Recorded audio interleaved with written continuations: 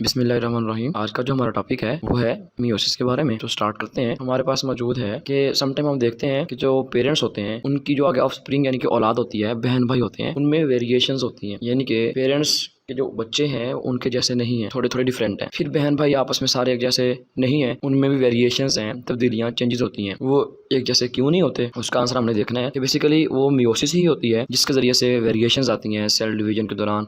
वही मियोसिस फिर रिप्रोडक्शन में अपना रोल प्ले करती है, जिसकी वजह से सिबलिंग्स के अंदर यानी कि बहन भाइयों में चेंजेस आ जाती हैं। हमने आज इनको देखना है अपने इस टॉपिक में। स्टडी करते हैं फर्दर। पेरेंट्स जो होते हैं इसमें मदर और फादर मौजूद हैं। इनकी बॉडी में स्पेशल किस्म के स्ट्रक्चर हैं जिनके अंदर गैमीट्स को बनाया जाता है। वो स्पेशल किस्म के स्ट्रक्चर फीमेल और मेल गोनेड्स में बनते हैं। फीमेल गोनेड को हम ओवरी कहते हैं, मेल गोनेड को हम टेस्टिस कहते हैं। ओवरी एंड टेस्टिस हैं, इनके अंदर गैमीट्स बनते हैं यानी कि स्पर्म और एग बनेंगे। फीमेल के अंदर एग बनेगा, मेल में क्या बनेगा, स्पर्म बनेगा। अब ये एक स्पेशल एक पर्टिकुलर प्रोसेस के जरिए से बनाए जाते हैं और जो इनके अंदर सेल्स पाए जाते हैं उन्हें हम जर्म लाइन सेल्स कहते हैं, जिनसे इनको हमने बनाना है गैमीट्स को। अब मेल में ओवरऑल देखा जाए तो 46 क्रोमोसोम होते हैं, फीमेल में भी 46 क्रोमोसोम्स होते हैं। लेकिन जो गैमीट्स बनते हैं, गैमीट्स में जो क्रोमोसोम्स होंगे स्पर्म में और एग में वो क्या हो जाएंगे, हाफ हाफ हो जाएंगे। यानी कि मेल के स्पर्म में 23 हो जाएंगे, फीमेल के एग में 23 क्रोमोसोम्स हो जाएंगे।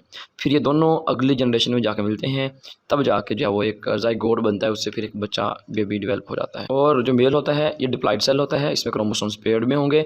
फीमेल के जनरल बॉडी सेल्स में भी ऐसा ही होगा, यानी कि जनरल बॉडी जो सेल्स होते हैं उनमें जो क्रोमोसोम्स होंगे पेयर्ड की फॉर्म में होंगे, जबकि जो गैमेट्स बनते हैं इनमें ऐसा नहीं होगा, बल्कि chromosomes single single haploid form में होते हैं। बेसिकली हमने एग्जांपल ले लिया यहाँ पर मेल के गोनेड की। ये हमारे पास टेस्टिस हैं, टेस्टिस के अंदर छोटे छोटे ट्यूब्यूल्स होती हैं। हम इन ट्यूब्यूल्स के एक पार्ट को लोब्यूल का नाम देते हैं। इस तरह टेस्टिस के अंदर काफ़ी सारे लोब्यूल्स होते हैं। लोब्यूल्स के अंदर जो ये ट्यूब्यूल्स मौजूद हैं, ट्यूब्यूल्स के अंदर स्पेशल किस्म के सेल्स होते हैं। इनके जरिए से हमने मेल के गैमेट्स बनाने हैं, जिसे हम स्पर्म्स कहते हैं। जैसा कि हमारे पास जो मौजूद है प्रोसेस, उसका नाम है मियोसिस। मियोसिस अपने 2 राउंड्स के अंदर इस प्रोसेस को कंप्लीट करती है। जो फर्स्ट राउंड या फर्स्ट फेज है उसे मियोसिस 1 कहते हैं, इसमें 2 सेल बनते हैं। जो सेकंड राउंड है उसे मियोसिस 2 कहा जाता है, इसमें फिर आगे जाके 2 सेल 4 सेल्स को बना देते हैं। और दिखने में तो तकरीबन माइटोसिस की तरह ही की लगती है, लेकिन फिर भी इनमें फ़र्क होता है। अगर ओवरऑल देखा जाए तो माइटोसिस में 2 सेल बनते हैं और मियोसिस में 4 सेल्स बनते हैं। इन डिफरेंसेस के अलावा और डिफरेंसेस भी हैं, फर्दर हम इनको आगे स्टडी करते हैं। जैसे माइटोसिस में हमारे पास था ना कि इंटरफेज होता था, फिर आगे माइटोसिस स्टार्ट होती थी। सिमिलरली मियोसिस से पहले भी इंटरफेज आएगा। इंटरफेज में होगा G1 phase, S phase and G2 phase. इसमें होने वाले प्रोसेसेस ऑलमोस्ट सेम ही हैं। S फेज में अगेन क्या होगा, क्रोमोसोम्स डुप्लीकेट हो जाएंगे, सेंट्रियोल्स भी डुप्लीकेट हो जाएंगे। इसके बाद में मियोसिस 1 होगी, साइटोकाइनेसिस होगी, मियोसिस 2 होगी, फिर साइटोकाइनेसिस होगी। इस तरह डिवीजन के 2 राउंड्स यहाँ पर कंप्लीट किए जाएंगे,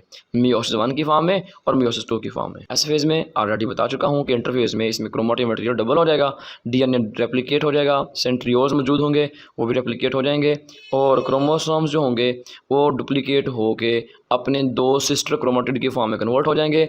और उसके बाद जैसे सेंट्रियोल्स की पहले बात की थी, ये भी डुप्लीकेट यहाँ पर हो जाते हैं।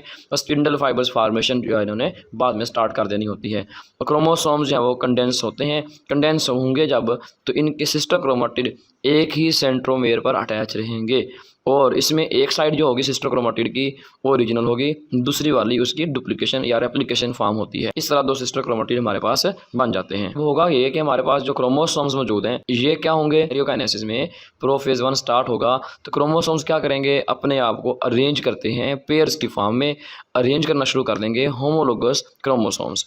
अब जो होमोलोगस क्रोमोसोम्स हैं वो आपस में एक दूसरे के करीब आने लग जाएंगे। सेंट्रियोल्स जो होंगे वो अपोजिट पोल्स की तरफ जाना शुरू कर देंगे, और इनकी जो स्पिंडल फाइबर्स होते हैं वो इनके साथ अटैच होने के लिए इनकी तरफ बढ़ना शुरू कर देते हैं।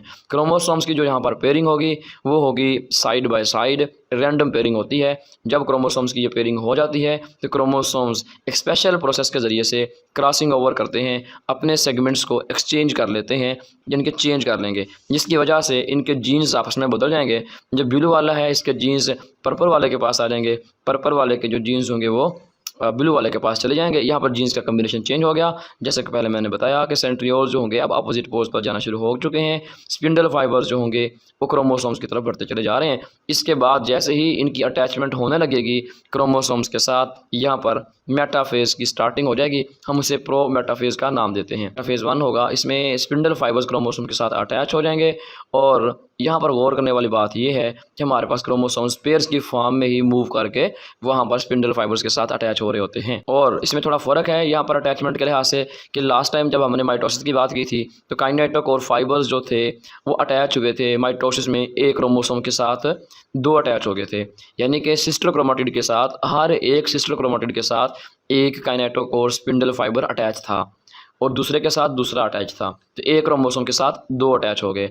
लेकिन in the case of meiosis ऐसा नहीं है, यहाँ पर हमारे पास क्रोमोसोम का एक पेयर मौजूद है, एक स्पिंडल फाइबर जो होगा वो एक क्रोमोसोम के साथ अटैच होगा, दूसरा स्पिंडल फाइबर उसी क्रोमोसोम के पेयर के अंदर दूसरे क्रोमोसोम के साथ अटैच होगा। इस तरह 2 क्रोमोसोम्स हैं, इनके पास 2 ही स्पिंडल फाइबर अटैच हैं, एक क्रोमोसोम के साथ एक अटैच है, दूसरे के साथ दूसरा, जबकि माइटोसिस में एक ही क्रोमोसोम के साथ 2 अटैच थे। अब जो हमारे पास क्रोमोसोम्स के पेयर बने हुए हैं ना, अब इसमें क्रोमोसोम की तादाद को अगर देखा जाए तो यहाँ पर क्रोमोसोम की जो नंबरिंग है वो हमारे पास 2 है, इसलिए हम इसको बाइवैलेंट का नाम देंगे। लेकिन अगर हम इसको देखते हैं कि हमारे पास जो मौजूद हैं ये क्रोमेटिड्स वो कितने हैं, ये हमारे पास हो चुके हैं 4 क्रोमेटिड हैं, तो क्रोमेटिड के बेस पे टेट्रावैलेंट और क्रोमोसोम की तादाद की बेस पे बाइवैलेंट भी इन्हें कहा जाएगा, जो हमारे पास क्रोमोसोम्स के पेयर्स मौजूद हैं। बाद में ये मेटाफेज में सेंटर में अरेंज होते हैं मेटाफेज प्लेट पे, तो ये हमारे पास क्रोमोसोम की जो पेयरिंग है वो यहाँ पर अरेंज हो चुकी है। याद रखिएगा कि मेटाफेज प्लेट में जो ये अरेंजमेंट या अलाइनमेंट है सेंटर में, ये भी रैंडम है। आपने यहाँ पर देख लेना है क्रोमोसोम की अगर अरेंजमेंट ऐसी है यहाँ पर, तो क्रॉसिंग ओवर भी सबकी सेम नहीं होगी, क्रोमोसोम की अरेंजमेंट भी सेम नहीं होती। अब आपके सामने डिफरेंट किस्म की हमने कैटेगरी के सेल्स शो करवा दिए हैं।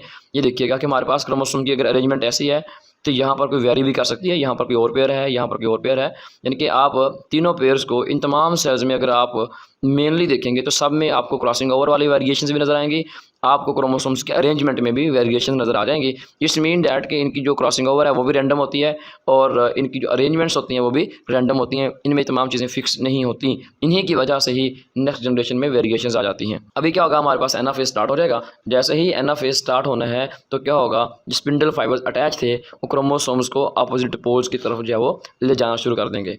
जैसे ही वो अपोजिट पोल्स की तरफ लेके जाएंगे तो हमारे पास जो नॉन सिस्टर क्रोमेटिड्स थे वो डी अटैच हो जाएंगे और सिस्टर क्रोमेटिड्स अपोजिट पोल्स की तरफ क्रॉसिंग ओवर वाले नए कम्बिनेशन के साथ जाना शुरू कर देंगे।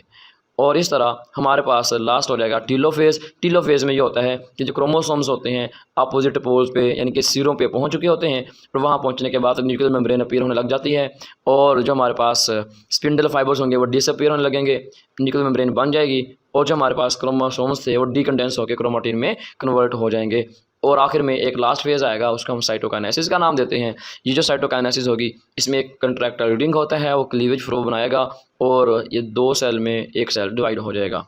इस तरह हमारे पास साइटोकाइनेसिस कंप्लीट हुई और मियोसिस का फर्स्ट फेज़ भी कंप्लीट हो चुका होता है। अब इसके बाद हमारे पास सेकंड फेज़ शुरू होगा, उसे हम नाम देते हैं मियोसिस 2 का। इन्हीं सेल्स के अंदर क्या होगा कि यहाँ पर प्रोफेज़ जो 2 होगा उसमें सेंट्रियोल्स डुप्लीकेट हो जाएंगे मियोसिस 2 के अंदर और अगेन स्पिंडल फाइबर फॉर्मेशन शुरू हो जाएगी, न्यूक्लियर मेम्ब्रेन या न्यूक्लियर इनवेल्प डिसअपीयर हो जाएगा, क्रोमेटिन मटेरियल अगेन कंडेंस होकर क्रोमोसोम में कन्वर्ट हो जाएगा और स्पिंडल फाइबर्स जो है मूव करते करते क्रोमोसोम के साथ जो है अटैच होने के लिए जाना शुरू कर देंगे और अटैचमेंट इनकी हो चुकी होगी और हमारे पास मेटाफेज 2 जो है वो स्टार्ट हो जाएगा। प्रो मेटाफेज हमारे पास आता है, pro metaphase starting of metaphase होती है, इसमें स्पिंडल फाइबर क्रोमोसोम्स के साथ अटैच हो जाते हैं। मेटाफेज के अंदर इसको क्रोमोसोम्स को मेटाफेज प्लेट पे सेंटर पे अरेंज कर देते हैं।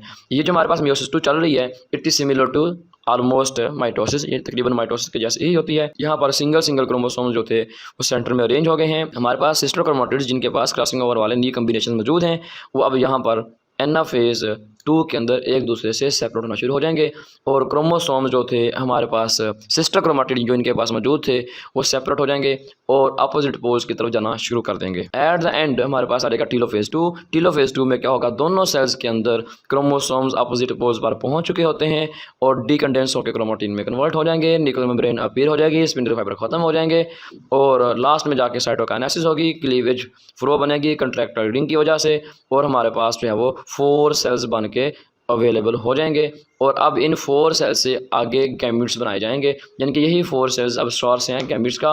और ये जो हमारे पास 4 सेल बने हैं, इन 4 सेल्स के अंदर अलग अलग कम्बिनेशन है, जिसका मतलब 4 गैमेट बनेंगे तो चारों गैमेट्स के पास अलग अलग कम्बिनेशन होगा। इन्हीं से ही न्यू इंडिविजुअल्स बनने हैं, बहन भाई होते हैं। अब पता नहीं इन चारों में से कौन सा गैमेट किसके पास जाएगा, जो गैमेट जाएगा उसके पास नया कम्बिनेशन है। इस वजह से बहन भाइयों में नए कम्बिनेशन या डिफरेंट कम्बिनेशन की वजह से ही वेरिएशंस आती हैं। अब होता क्या है, नई जनरेशन के अंदर मदर फादर से बने हुए ये दोनों गैमेट्स मिलते हैं, मिलने के बाद ये बना देंगे एक जाइगोट, यानी कि हम इसे कहते हैं फर्टिलाइजेशन जाती है। फर्टिलाइजेशन के बाद हमारे पास क्या बनेगा, एक जाइगोट डेवलप होकर एक नया बेबी, नई ऑफस्प्रिंग बना देता है।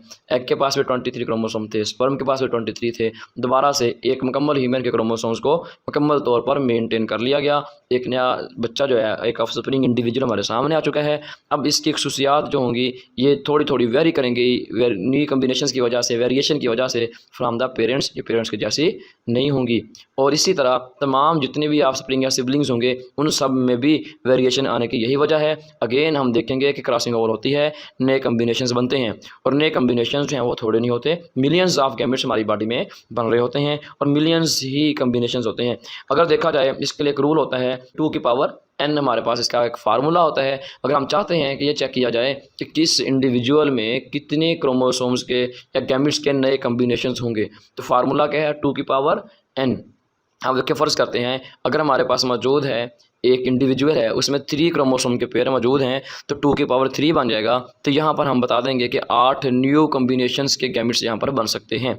सिमिलरली ह्यूमंस के पास 23 पेयर्स होते हैं क्रोमोसोम्स के, हम 2 की पावर 23 करेंगे तो इसके बाद जो आंसर आएगा, इतने कम्बिनेशंस जो होते हैं ह्यूमंस की बॉडी से बनाए जाते हैं इनके गैमेट्स के अंदर। अब इतने मिलियंस ऑफ कम्बिनेशंस में से कौन सा गैमेट जो है उस ऑफस्प्रिंग को बनाएगा, इस पर डिपेंड करता है कि सिबलिंग में वेरिएशन कौन सी आएगी, क्योंकि इतने कम्बिनेशंस हैं, इनसे क्या बनना है, सिबलिंग्स ने बनना है, इसलिए सिबलिंग्स भी आपस में सिमिलर नहीं होते।